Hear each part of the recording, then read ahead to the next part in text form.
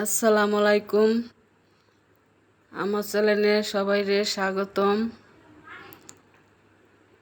প্রথমে তেল বয় দিছি, চিংড়ি মাছ ছাড়ে দিব। এই যে চিংড়ি মাছ ছাড়ে দিলাম, তেলগুলো ছিটে যাইতেছে, অনেক গরম হয়ে গেছে।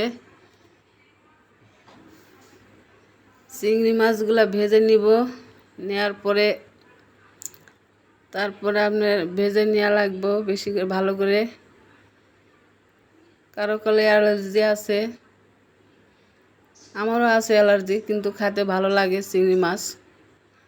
লতি দিয়ে, কাঁঠালের বিচি দিয়ে চিংড়ি মাছ রানবো। চিংড়ি মাছটা ভেজে নিতেছি লাল লাল করে। এই যে দেখেন, সুন্দর করে ভেজে নিব চিংড়ি মাছটা। নেওয়ার পরে চিংড়ি মাছটা ভালো করে ভেজে নিলাম। নেওয়ার পরে এখন দিব পেঁয়াজ। পেঁয়াজ দিয়ে দিব এখন। পেঁয়াজ দেওয়ার পরে কাঁচামরিচ দিব। কাঁচামরিচ দেওয়ার পরে ভালো করে নাড়বো, নাড়তেই থাকবো, সুন্দর করে নাড়তেই থাকবো। 2-1 মিনিট নাড়ার পরে তারপরে 2-3 মিনিট নাড়বই খালি। এখন দিব লবণ। লবণটা দিব।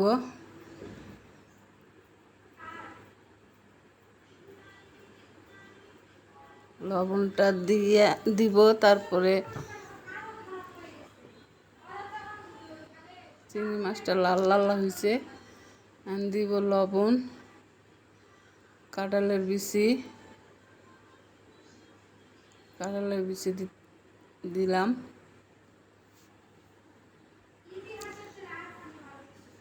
কাঁঠালের বিচিগুলো দেখেন অনেক সুন্দর করে পরিষ্কার করছি। প্রথমে মানে কাঁঠালের উপরে সোগাটা ফেলে দিয়া তারপরে আপনারা পানির মধ্যে ভিজে রাখবেন।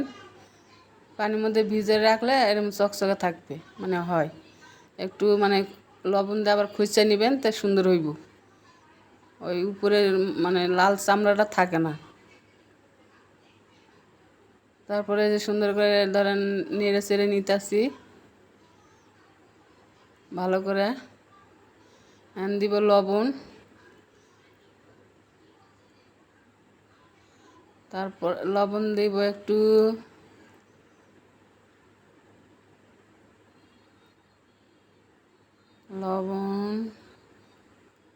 লবণ দিলাম।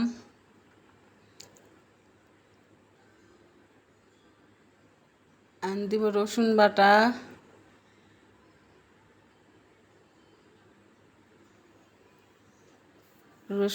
দিব এখন।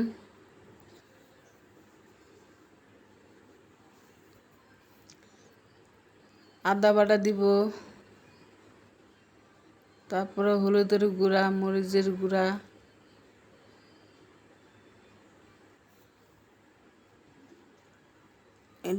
দিব।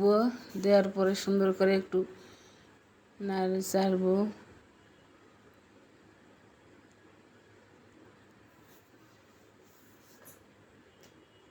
লতিগুলা দেশি লতি।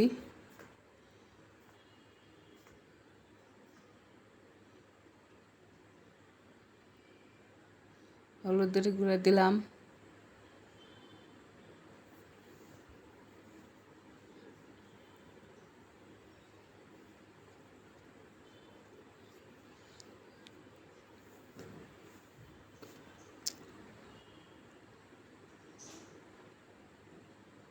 মরিচের গুঁড়া দিলাম। দিয়ে এখন নাড়াচাড়া দিতেছি, ভালো করে নাড়বো। মানে মাছ মাছ তার কাঁঠালের বিচির সাথে যেন মশলাটা সুন্দর করে হয়।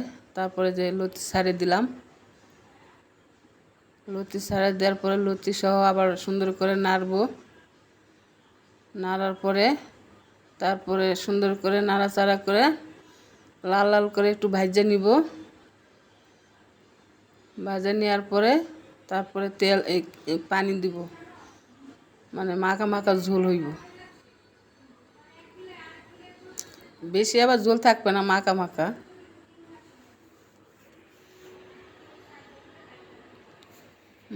মাখা মাখা ঝোল থাকবে, তাই তরকারিটা ভালো লাগবে। তো ভালো থাকেন সবাই, আল্লাহ হাফিজ।